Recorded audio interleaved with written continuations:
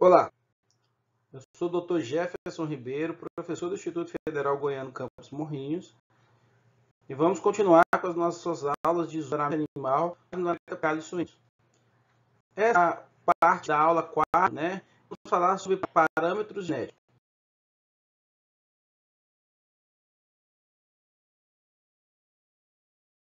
Vamos falar de parâmetros genéticos, precisa de parâmetros da população, como a herdabilidade, as correlações, E eles servem para a escolha do método de seleção que nós vamos utilizar, então, para a escolha das quais características nós vamos eleger para um método de seleção, e também são válidos somente para essa população utilizada no cálculo, ou seja, eu só posso aplicar a escolha das características e a escolha do método de seleção baseado nos parâmetros daquela população, porque tanto a herdabilidade quanto a correlação ela é única para a população. Mudou a população, muda-se esses valores.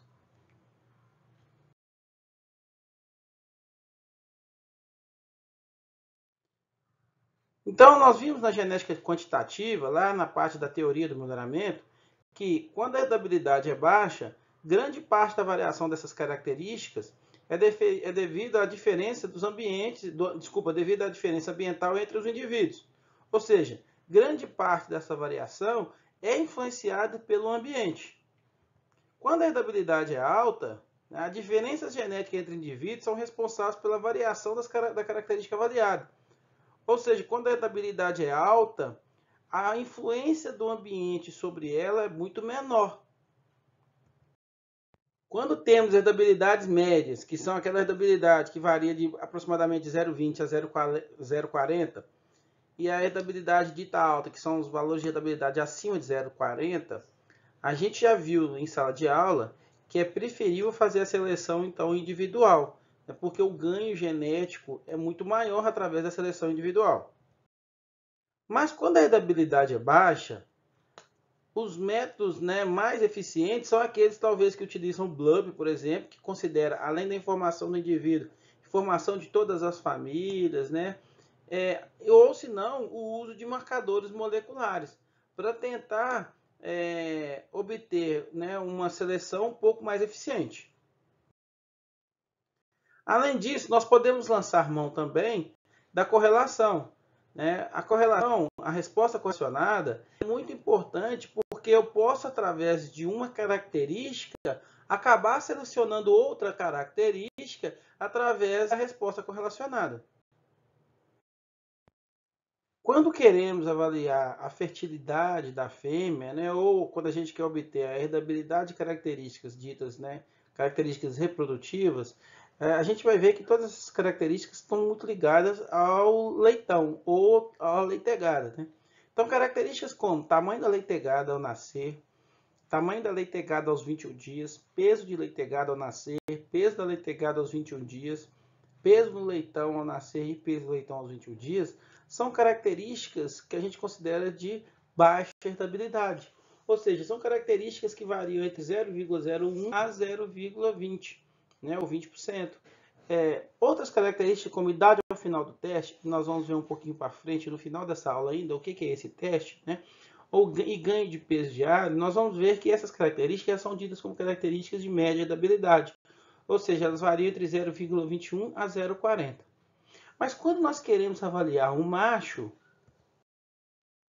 as características que nós utilizamos são aquelas relacionadas à parte espermática, como volume de sêmen, concentração espermática, motilidade espermática e porcentagem de espermatozoides anormais, além da libido, é claro. Todas essas características, se a gente observar bem, elas variam entre baixa herdabilidade, a maioria delas dá de baixa herdabilidade, podendo ser de média também, algumas delas passam um pouco desse 0,20. Tirando libido, que normalmente pode ser até 0,47, ou seja, considerar uma característica de alta herdabilidade. Entretanto, todas essas características elas são de difícil mensuração, porque você depende da coleta do sêmen do animal ainda levar isso, esse sêmen, a um laboratório para ter ideia de todos esses parâmetros.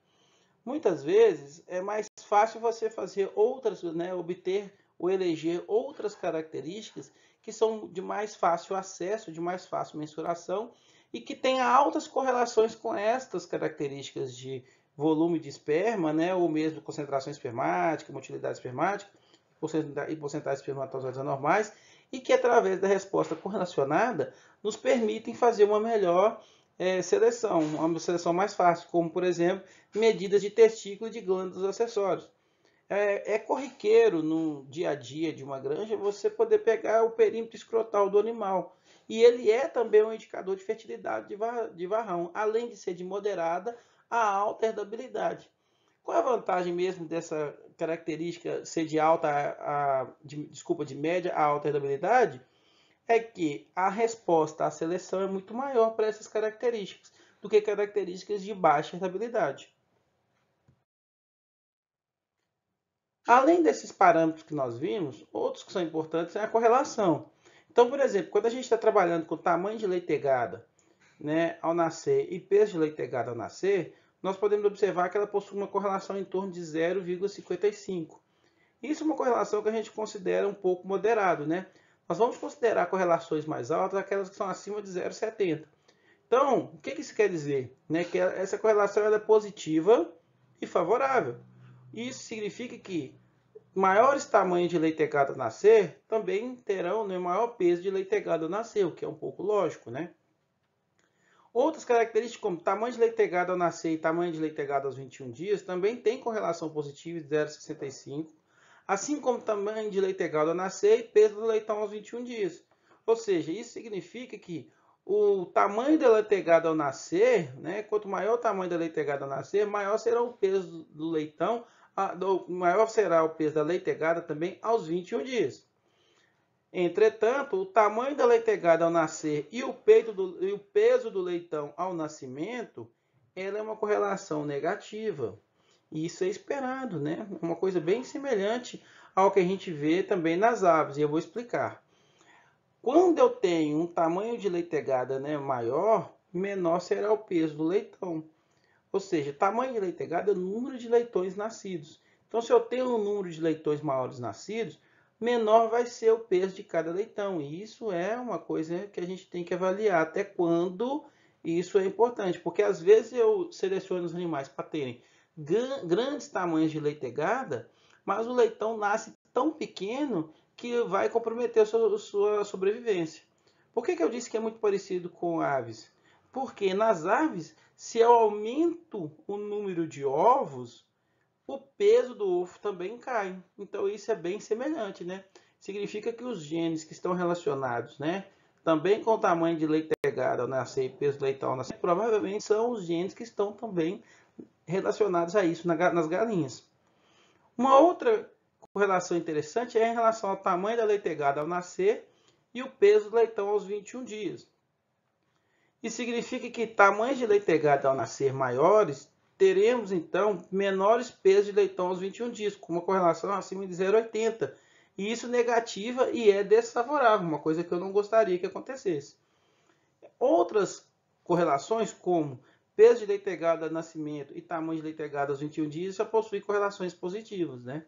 Então, só para a gente observar bem, esse quadro ele mostra para a gente algumas características que estão relacionadas, né? Essa correlação a gente já viu que a causa dela pode ser por ligação gênica, né? E esses genes às vezes estando ligados, à medida que você faz seleção para uma característica, acaba fazendo seleção para outra característica também. Ou quando você tem pleiotropismo, né? Quando você tem um gene relacionado a duas características ao mesmo tempo. Uma parte interessante dessa nossa disciplina é que, por exemplo, a idade ou a puberdade em fêmeas ela possui correlação negativa com taxa de crescimento.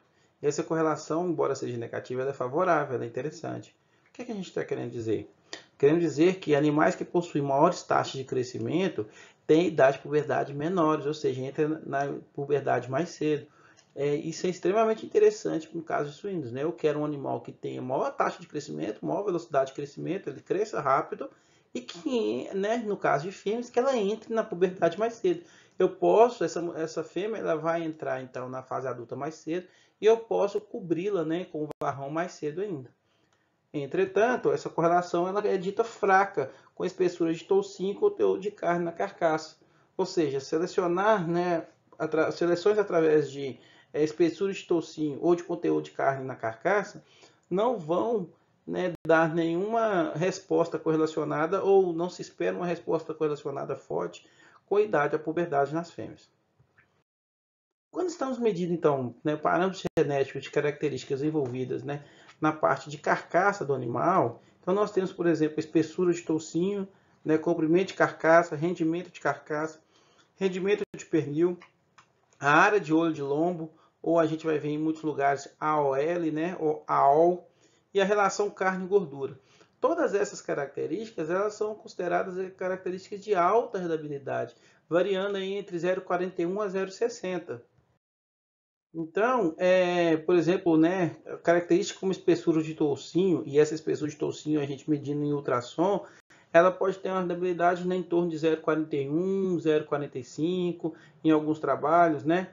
Mesmo a área de olho de lombo também com herdabilidades altas, em torno de 0,47, 0,48. São todas essas características, né, de alta herdabilidade.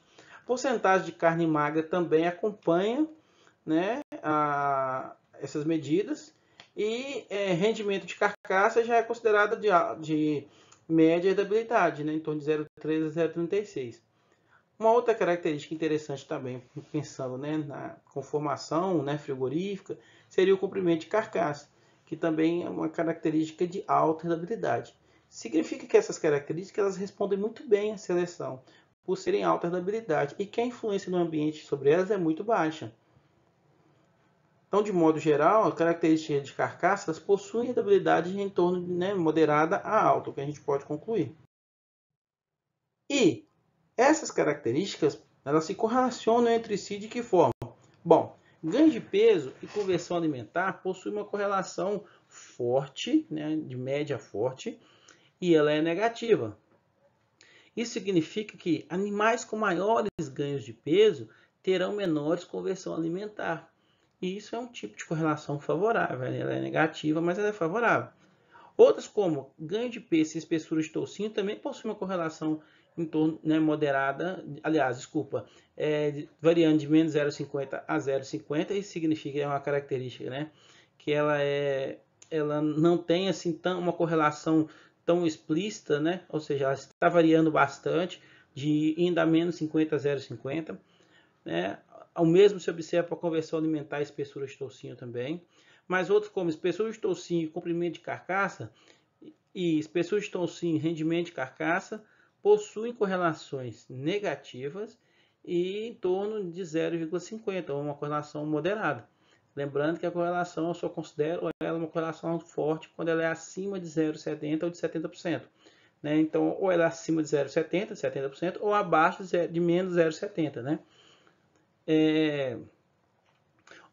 Uma outra correlação que a espessura de toucinho tem, por exemplo, é com o rendimento de pernil, uma correlação já um pouco mais forte, em torno de 0,60.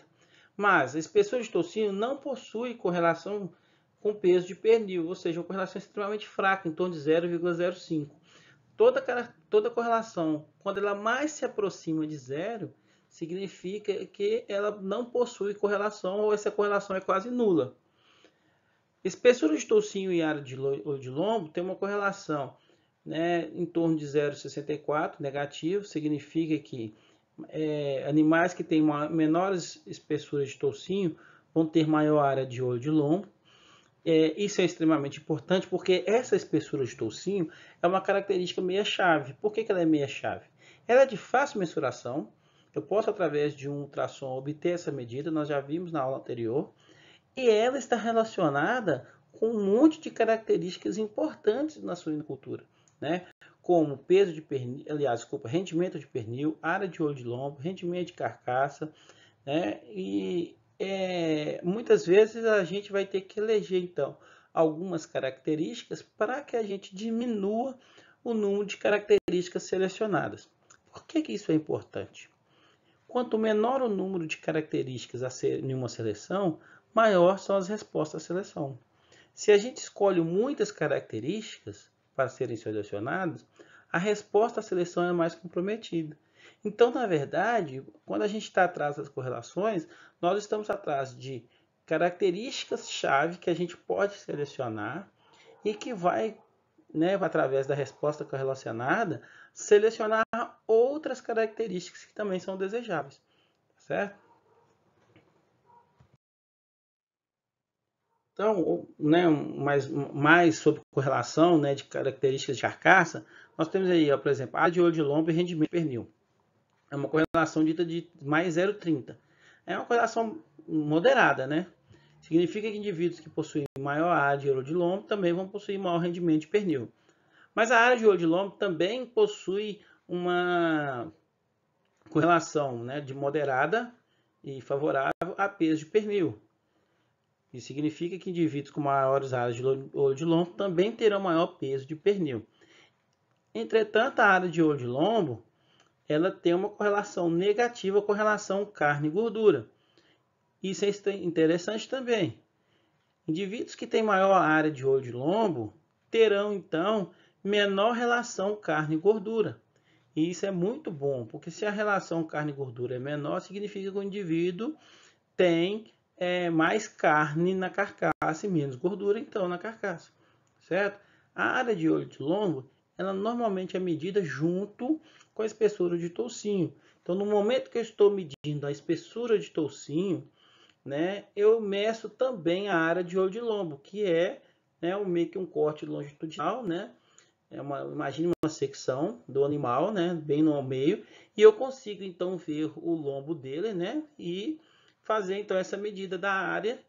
Essa característica ela tem resposta, né, na seleção, por ser uma característica de alta herdabilidade, e é uma característica que está correlacionada com um monte de características interessantes também, que a gente pode utilizá-la para fazer, né, a seleção de características por resposta correlacionada.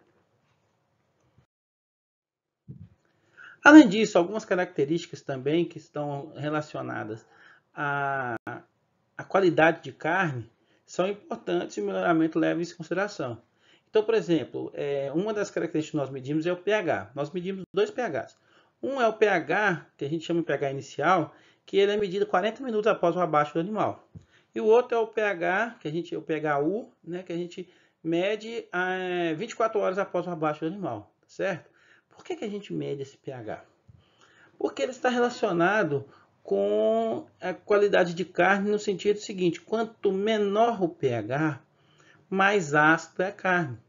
E carnes mais ácidas, elas têm a tendência a ficarem mais duras com o tempo, né? A gente já viu em sala de aula o que causa isso. Então, essa medida, ela varia muito a herdabilidade, né? Essas herdabilidades elas vão de menos 0,04 até 0,41, no caso de pH inicial, e 0,07 até 0,39 no caso do pH final, né? O que é isso importante? Indica que grande parte dessa variação é devido ao ambiente. Então, se você consegue controlar bastante o ambiente na hora de abate do animal, e como é que a gente controla esse ambiente? Animais que são abatidos, né, sob estresse, normalmente eles possuem, né, eles produzem maior quantidade de ácido lático, fazendo que essa carne tenha, então, um menor pH. Então, se eu consigo, né, abater animais com condições mais humanizadas, eles normalmente podem dar, né, um pH mais alto na carne e eu não vou ter aqueles problemas que o pH me traz. Além disso, outras características são medidas como cor, né, capacidade de retenção de água, perda por gotejamento, perda por cozimento, maciez, e essa maciez eu posso medir de duas formas: através de instrumento, né, instrumental, né, através, né, da força de cisalhamento, por exemplo, ou pelo painel sensorial, né, eu forneço essa carne a algumas pessoas, né, que vão ser juradas, e elas vão dizer para mim se essa carne é ou não macia. Além disso, eu posso medir também pelo sabor e pela suculência. O que nós podemos observar é que a maioria dessas características elas têm uma herdabilidade muito variável, né, indo de baixa a média herdabilidade. Isso significa então que a ação do ambiente ela dita muito, né, o comportamento dessas características. E assim como nós vimos, né, com características reprodutivas e características de carcaça, essas características também relacionadas à qualidade de carne possuem algumas correlações interessantes. Então, o pH final, por exemplo, ele tem uma correlação com maciez em torno de 0,40 a 0,68. É uma correlação, a gente diz, de média forte, né? Além disso, ele tem uma correlação com perda de cozimento de 0,82, variando de menos 0,82 a 0,45. E isso, assim, é uma correlação forte.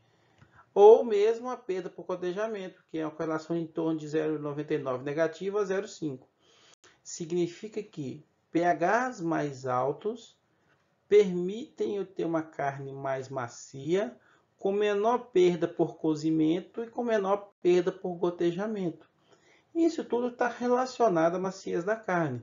A carne, ela tem um melhor sabor e ela é mais macia. Se ela tem menos, se ela perde água, né, menos água por cozimento e também menos água quando ela está no seu estado natural através do gotejamento. Além disso, maciez, sabor e suculência da carne também tem suas correlações e com a carcaça magra, essa correlação ela é negativa e é dita moderada, variando de 0,18 a 0,48, e também é moderada, mas no caso positivo, com gordura na carcaça, em torno de 0,24 a 0,34. Bom, como a gente entende isso então? Entendemos que carcaças mais magras, né, quanto mais magra a carcaça, menor será a maciez, o sabor e a suculência da carne.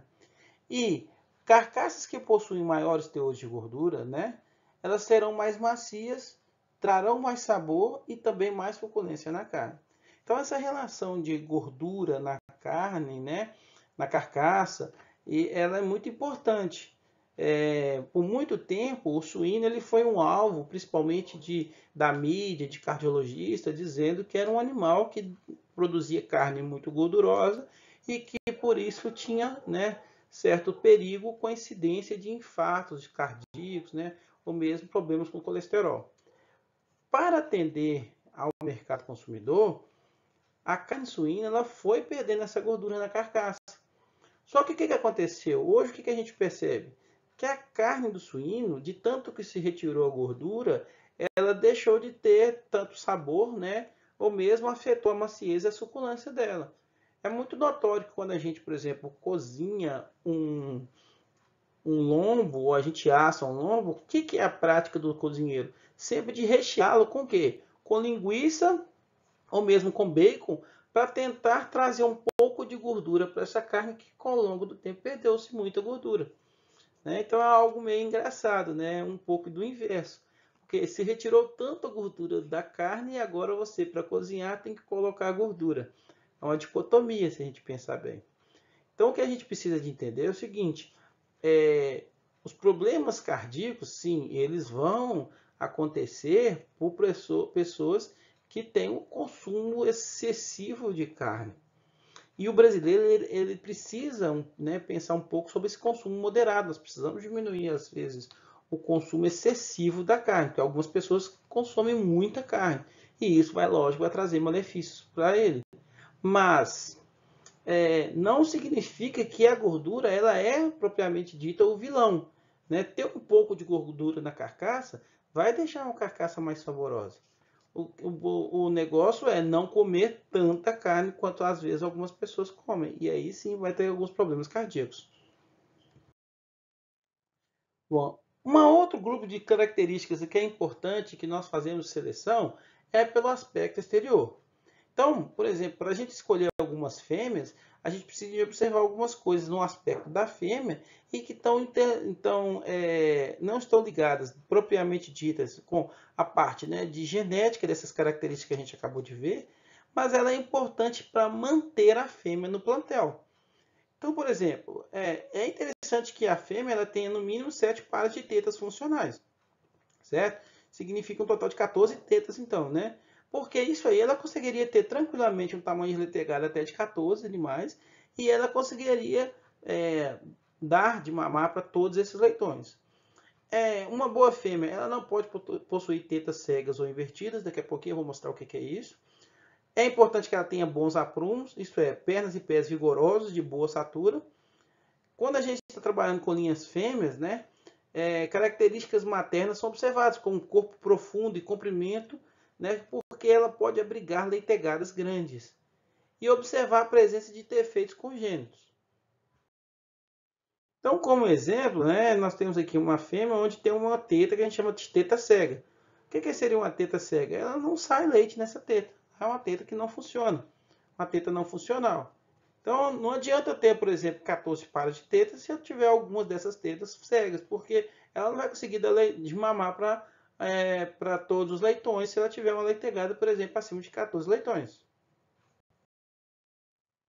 Aqui nessa figura é bem fácil de observar. Então, na figura 1, 2 e 3, nós temos todas as tetas aqui como tetas funcionais, tipos de tetas funcionais, né? Às vezes as tetas mais compridas, tetas às vezes um pouco mais, não tão compridas, mais curtas, né? Mas aí nós temos, por exemplo, uma teta que a gente chama de invertida, que é a teta número 4. Dá para observar que ela entra para dentro, né? E a teta 5, que a gente chama de teta cega, né? Ou seja, ela não possui bico de teta, né? de peito, né?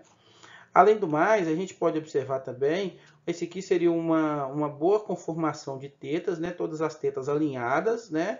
Estando sempre no centro, que isso é importante, mais ao centro da fêmea, ou seja, elas não estão nas beiradas, né?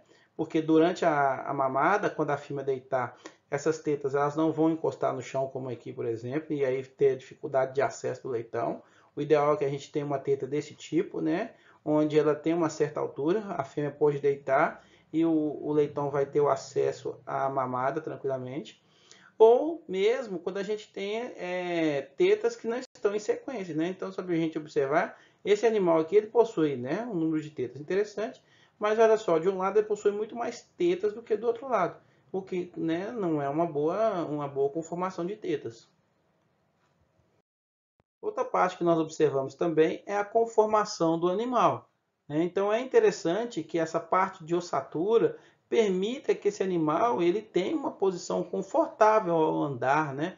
Você imagina que uma fêmea ou mesmo um macho, que normalmente né, abriga-se grandes pesos quando estão sob leitegada, no caso das fêmeas, né? Os machos que normalmente são bem maiores, eles precisam ter uma boa conformação para conseguir sustentar o corpo.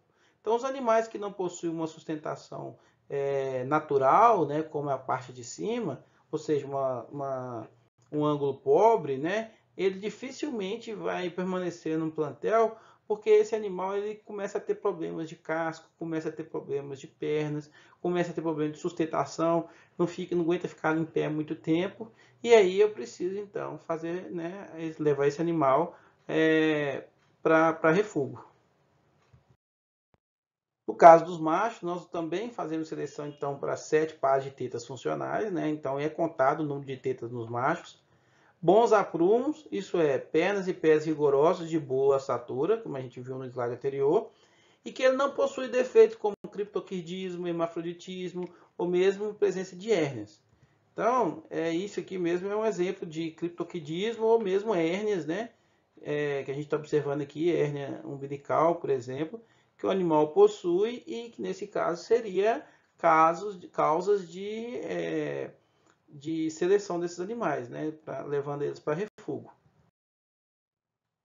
Então, quando se adquire reprodutores, é importante verificar a idoneidade da granja, adquirir preferencialmente reprodutores testados, verificar o controle zootécnico da granja, observar a sanidade dos animais, verificando os esquemas sanitários como vacinação, teste sorológico, vermifugação, dentre outros, e verificar se os machos foram submetidos ao teste andrológico e pedir esse teste andrológico para verificar, então, aquelas condições que a gente viu lá, como volume espermático, motilidade do espermatozoide, concentração espermática, são todas características importantes.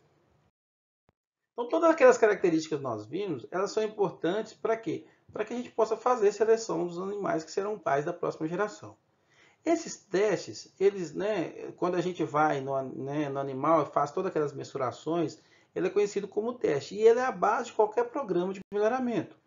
O ideal é testar todos os animais que estão aptos para a reprodução.